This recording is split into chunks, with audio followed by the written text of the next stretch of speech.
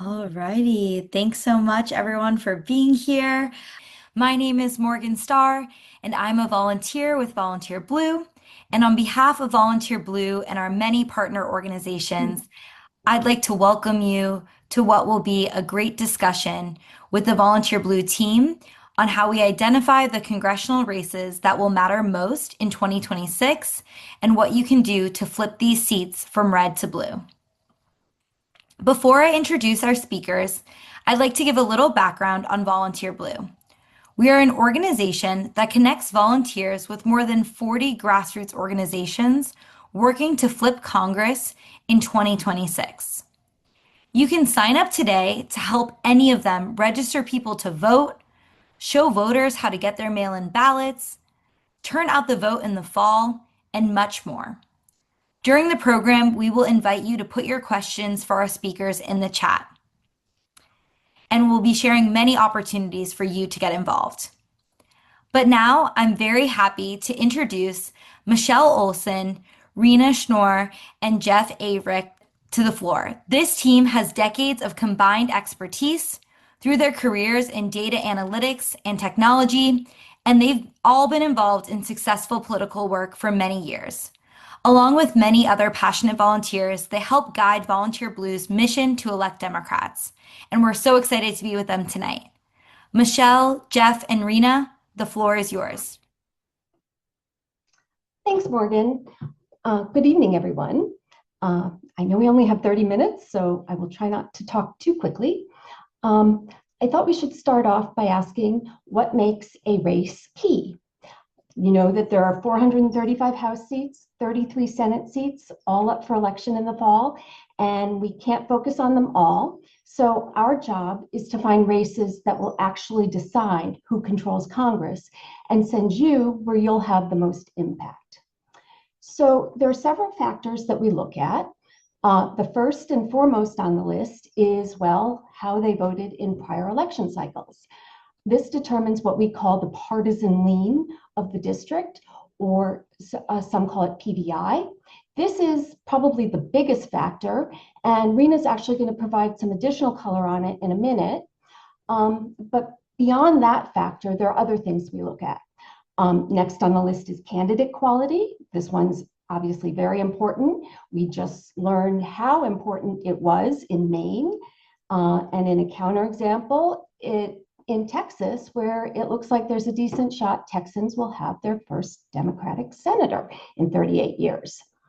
And so this isn't just about their policies and resume, it's also how they speak and whether their messaging is actually resonating with their voters. Next on the list is money, how much money the candidate has raised versus their opponent. And this can vary by race. For instance, you need a whole lot more money to run a Senate race in Texas than you do for one in Alaska. And in 2018, we did see several very flippable House races that didn't flip, not because the candidate wasn't good, but because they simply couldn't raise enough money to build awareness. So it's very important. And lastly, their demographics. This one's a little bit more subtle. It goes into assessing how this particular set of voters is reacting to the current environment.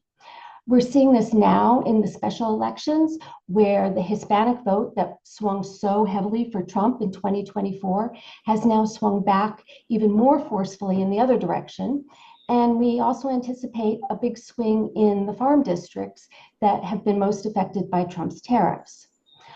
But first, let's look a little bit more at PVI, which is the largest component of any race rating. So, Rena? Hi, everybody. So what's the PVI, Partisan Voter Index? It's actually a partisan lean.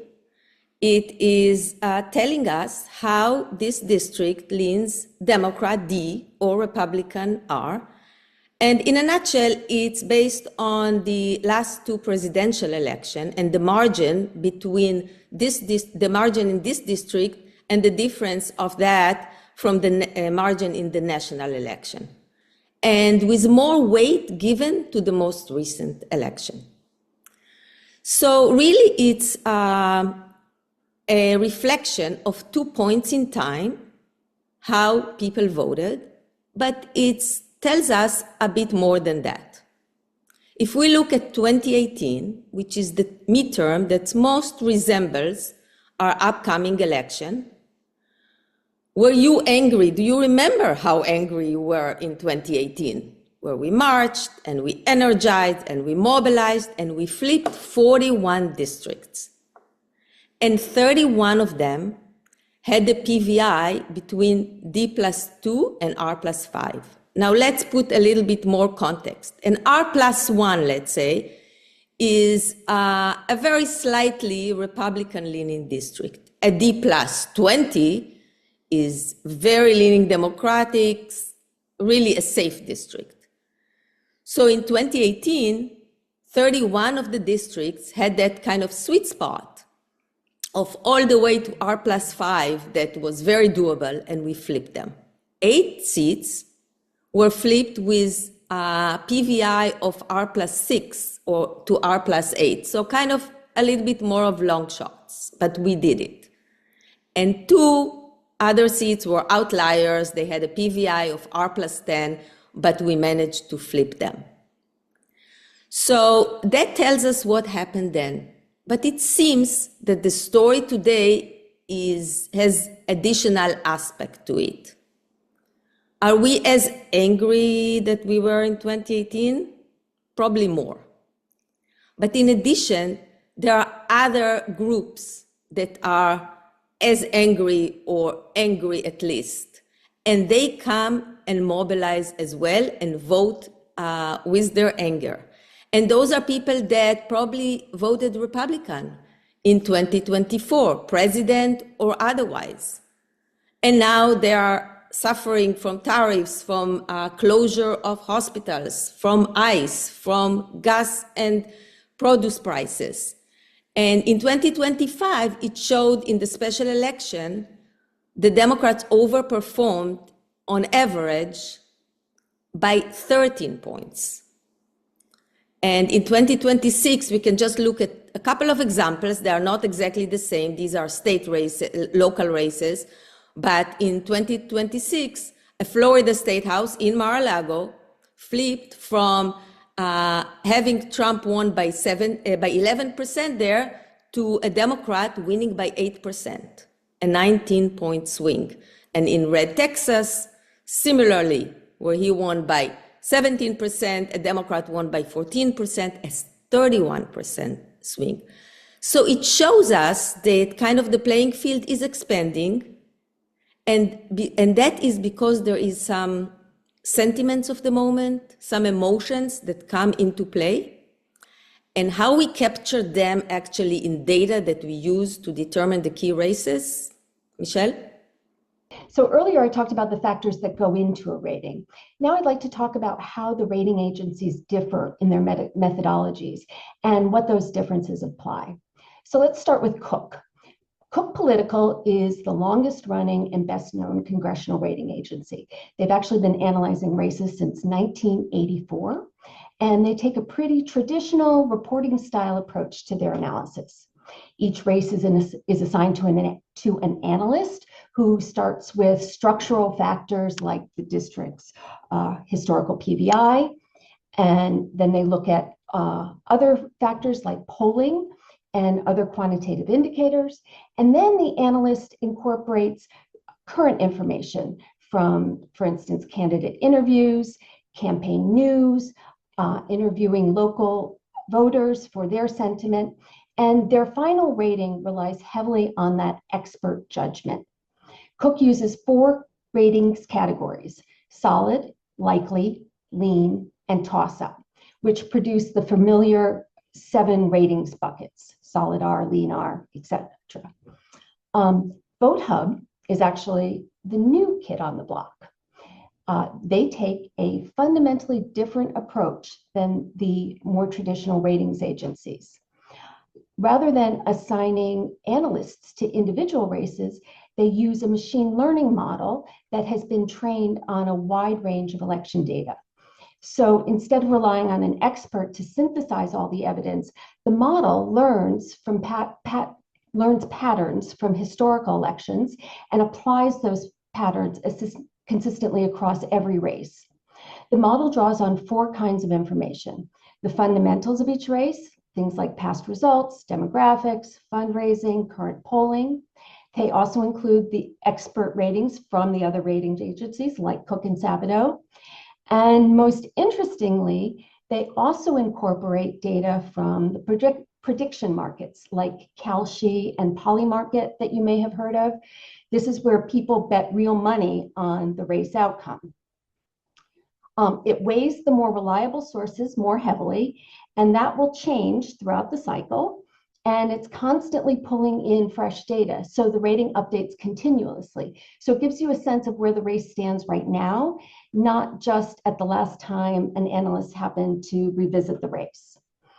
They also present their ratings very differently. Whereas Cook gives you a category, VoteHub will give you a probability. It's the percentage chance each candidate wins. So it'll be something like 58% Democrat or 60% Republican.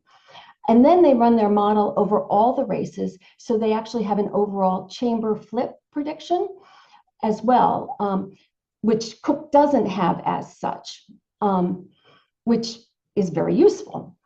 But it's important to keep in mind that VoteHub is new and is largely untested. This full model is essentially having its first real debut this election cycle. And because it's a model, it's only as good as the data that goes into it. And so it can catch broad patterns very consistently, but it can be a bit slower than an analyst would be to pick up on any on-the-ground quick news that an analyst might notice and change a rating right away from. So if we say that Cook is a little bit more art than science, VoteHub is a little bit more science than art. When you see both the numbers on our tables, which Jeff will show you in a little bit, it's worth looking at them together. Cook is a seasoned human judgment call. VoteHub is a data-driven probability number. When they agree, it's a pretty strong signal. And if they're different, it's usually a sign that you should take a closer look at the race.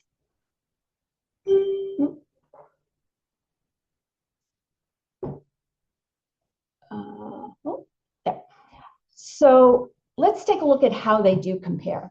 On the screen, you'll see the list of VoteHub's most competitive Senate races, and they're actually in the order from most competitive down. And if you look carefully, you'll see that where VoteHub and Cook differ, VoteHub is systematically more optimistic in their ratings, both in the Senate and you'll also see in the House. Especially, you can look at Texas, in which Cook just upgraded it to lean R, and VoteHub clearly has it in the toss-up category. And Georgia, they have as lean D, and by any standard at a 91% probability, VoteHub would say that Georgia is pretty much a solid D, if you can believe it. Let's see. Actually, if you want, there are both VoteHub and Cook are very aware of these differences. They've actually had a podcast in which they've discussed it and why those differences exist.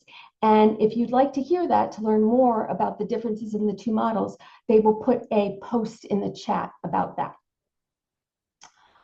Okay. So for those of you who like to know how the movie ends before it starts, here is the 2026 midterm forecast, such as they have it from both Cook and VoteHub. As I said before, Cook doesn't really have a prediction of the overall race, but if we simply combine their 6 partisan buckets into 2 and then split up the toss-up races evenly between the 2 parties, you can kind of come up with a prediction. And in this case, they'd be calling for a 7-seat Republican majority in the House with a tiny slight edge to the Republicans in the Senate, but basically a toss-up. VoteHub, by comparison, calls for a pretty solid Democratic majority in the House, 25 seats. But they're also pretty much a toss-up in the Senate. Of course, all of this has been a very fast-moving race, due in large part to all the crazy redistricting that has happened, or the gerrymandering in the past few months.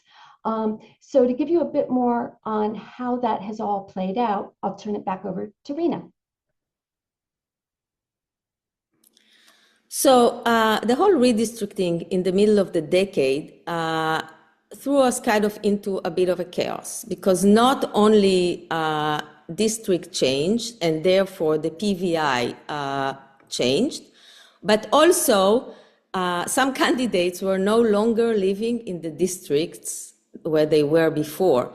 So overall, 6 different states moved districts in their states from the blue to red. And as you know, California and 1 district in Utah moved blue from red to blue. But in Annette, 6 more districts moved to red than the ones that moved to blue. And this was all done by gerrymandering. That was the whole purpose of it. So let's look at what it actually created. So if we look at what's gerrymandering, in a very simplified chart, and if you watched John Oliver a couple of weeks ago, you would see that he presented gerrymandering in such a way and gave me the idea. So thank you, John. But let's say you have 25 people, 15 are red, 10 are blue, and we need to split them into 5 districts. And if we do that horizontally, we have very solid 3 districts, very solid R, and 2 districts, very solid blue. However, if we now split them into 5 districts vertically, we get 5 districts. They all have majority red, so presumably and potentially they can all be won by a Republican. But notice that in order to do that, they all the margin got diluted. So now the margin in each district is much smaller. And in some cases, maybe with the anger that we feel, with the emotions that and chaos that's going on and the reaction of people, they become actually part of doable districts we can get. So if, for example, to simplify, 2 boxes in District 1 and 2 decide that they, instead of voting R, they vote D, let's say they are the independent in the district, suddenly these 2 districts have a majority blue and we win those districts. Moreover, you probably have heard about the enthusiasm gap. Some people would not stomach voting for a Democrat, but they are still angry. So in Districts 4 and 5, some of those people will just stay home and still give, when it all comes down to the vote, a majority and a win for a Democrat. So we see how these emotions may come into play and expand our playing field, and we should look at all of them, and there are also some examples. But how it all comes to life, let's see with Jeff. Thank you, Rena. So this is our key races page. These are the races, as we scan down through here, that we believe matter most for the midterms coming up in November. To visit our key races page, you can go to the Volunteer Blue home screen and select the View Our Key Races button, or from any page in our website, simply go to Take Action and select Learn About Key Races. So let's take a look. This map at the top is where the action is. This shows with the darker oranges and the lighter ones where there are Senate races or multiple House races and so on. So it gives you pretty much a national overview of where the key races are. Next, let's take a look at the Senate races. Of the 33 Senate races this year, we've selected 9 of those as key races, as competitive races. Of the 9, and if you look at the incumbent, it tells you who holds the seat. Now, 6 of the 9 are currently held by Republicans. 3 of the 9 are currently held by Democrats. All of them, you've learned a bit about the Cook rating. All of them are on the narrow band between toss-ups, leaning D and leaning R. And if we look at the Vote Hub rating, which you've just been hearing about, again, some of these are really quite high. In fact, it sort of begs the question, well, if Jon Ossoff is being prediction to win is 91%, is this really a race that's in question? And as part of our curating of this, we're going to be continually reviewing the ratings on the races and see where there are opportunities to trim back the number, because there are quite a few. Next, and as I'm sure you all know, today is a huge primary state across quite a few of our states in Michigan, Virginia, Washington, Kansas, and Missouri. And one of the most interesting races that's taking place is the Senate race in Michigan, which is consequential in many different regards. Okay, next we're going to look at the dollar figures over here on the right side. So let me tell you a bit about where this money, these figures come from. All candidates are required on a quarterly basis to submit to the Federal Election Commission, fec.gov, how much money they've raised through that quarter. So the numbers you're looking at here are total dollars raised through June 30th, just a little over a month ago. Another important point about these numbers is it does not include PAC or dark money. And so there's behind the scenes, and it's pretty much impossible to track this, there's other sources of funding that become available to these races. And I'm sure you're all familiar with that. And then finally, of course, these figures do not include money raised since June 30th, notably by Troy Jackson, who entered the race so late that he actually was too late to even submit any money raised. In fact, looking through other sources, he very quickly raised over $3 million within just a couple of weeks after he entered the race.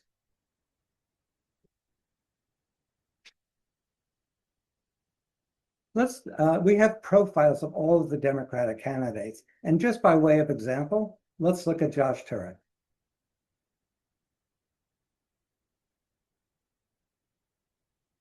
Good looking guy. So Josh is running for Senate in Iowa.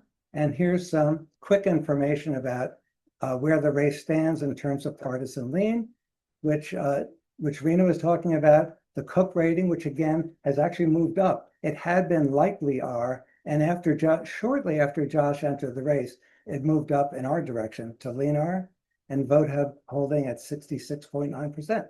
Probability still on the Republican side, but Turek has a fair fight here.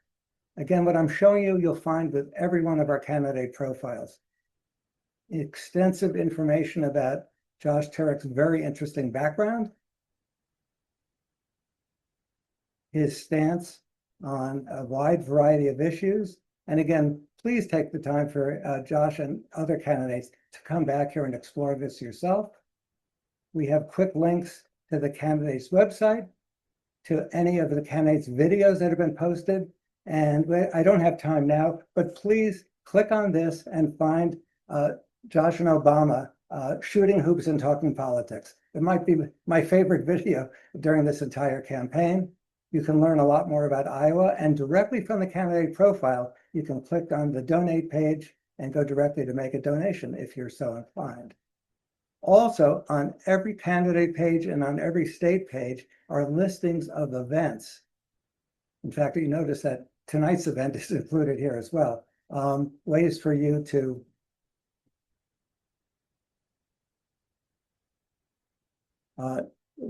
to participate through the widest possible variety of ways. Of course, there's donating money, but there's postcarding, phone banking, voter registration, canvassing. And I'll just mention the importance of making use of our action coaches who can really help you think through which of the actions you want to take that will be most meaningful.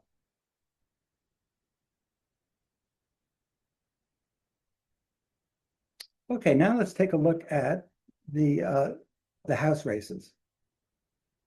Of the 435 House races, there are 37 of them that are competitive, meaning they're in that narrow band from lean D to toss up to lean R.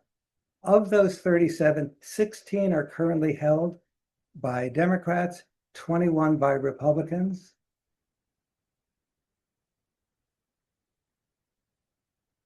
Let's just take a look at the Vote Hub ratings. Now, these are basically toss-ups as far as Vote Hub is concerned. Essentially 50-50, and you'll see the Cook ratings don't necessarily align, but you don't have to go too far to see quite a few of these races rated by Vote Hub as pretty much close to toss-ups have current incumbents that are Republicans. Also, if you look down the primary dates, we have August 4th, August 4th, August 4th. These are all primaries that are running today. And as soon as those primaries are decided, we'll be loading those candidates' names and profiles here in this page. One interesting race, the one that actually shows up at the top of the list, is North Carolina's 1st congressional district. This was one of those massively redistricted districts. And to give you an idea, that district moved from being a likely D to a lean R because of redistricting. It moved from a PVI from D+2 to a PVI of R+5 as shown here. And yet, it's still being called a toss-up, which is very interesting. I can't tell you the story behind that, but that certainly is interesting. Let's take a look at the Arizona state page. It's just an example.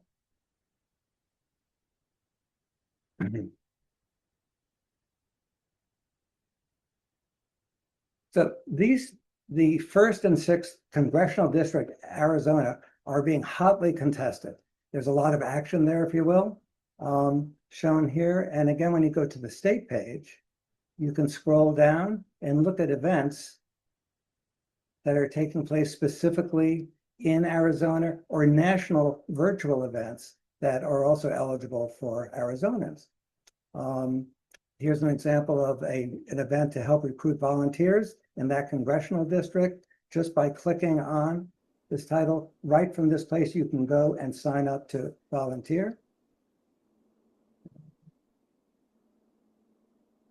We can look at the Arizona calendar for the August, and there are a couple more events on the 9th and then the 16th of this month. Phone banks, again, for Arizona CDO1.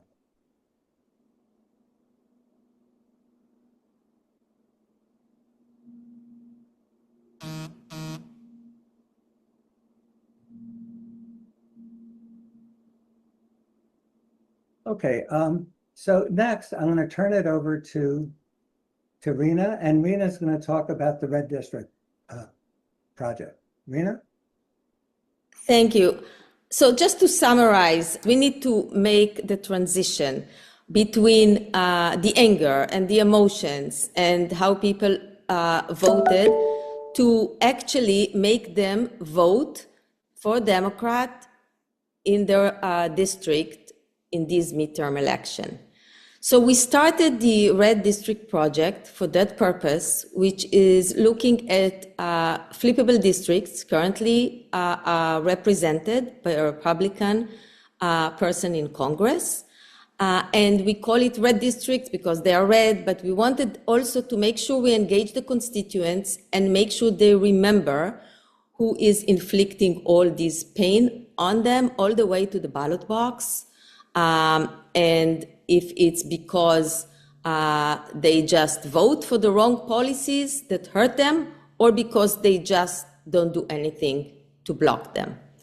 So we started in 25, and we are going, and you saw some of the districts that are very much prominent in the Red District project. And we now have, and you look at the chat to see some links, volunteer to volunteer phone banks, which is really calling the districts, calling volunteer friendlies, as we say. So it's very friendly phone bank into the district and asking them to volunteer locally.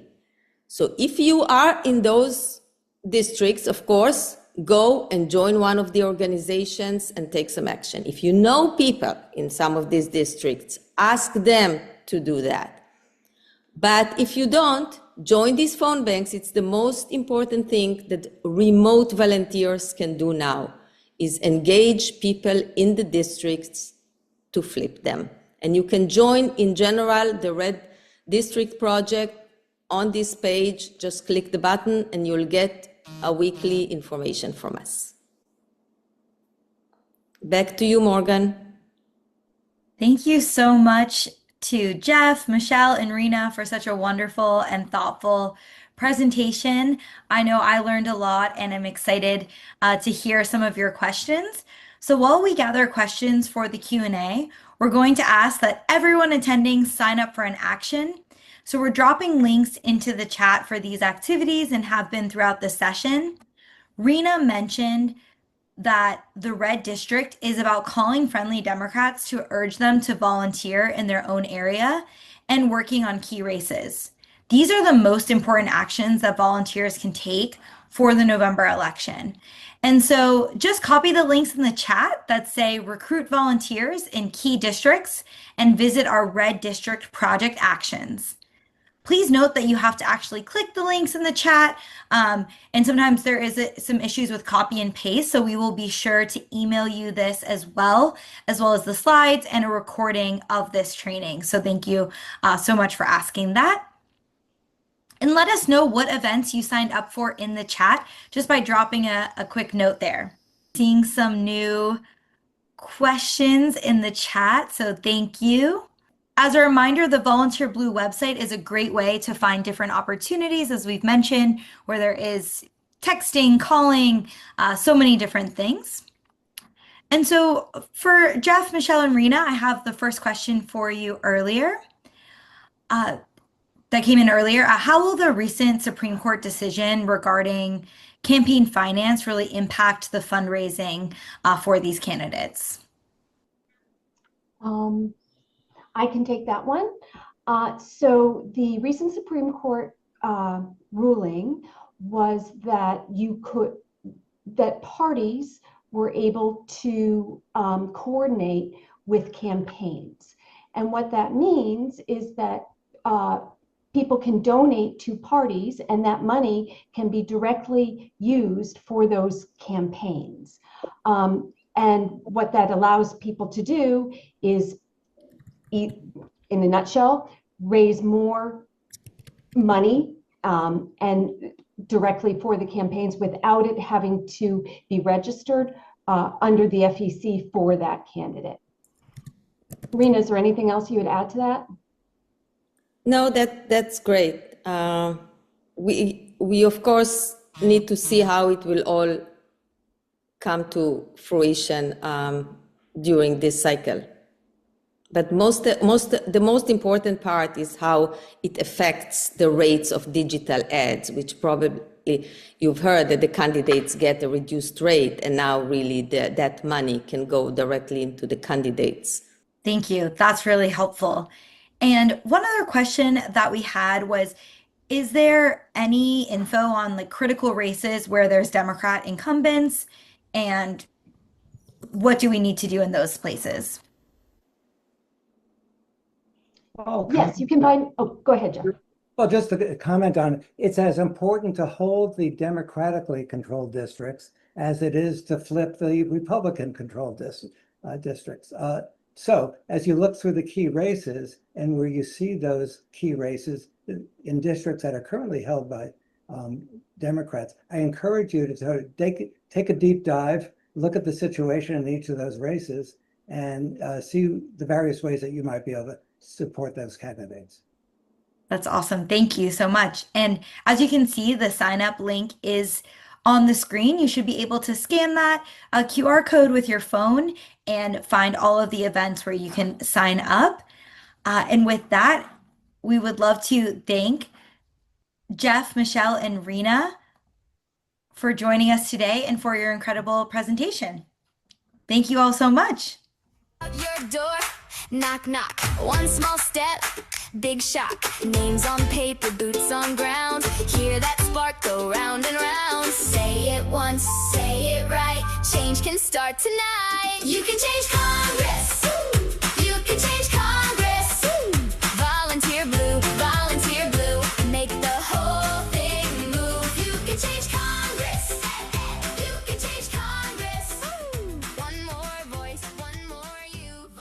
volunteer blue.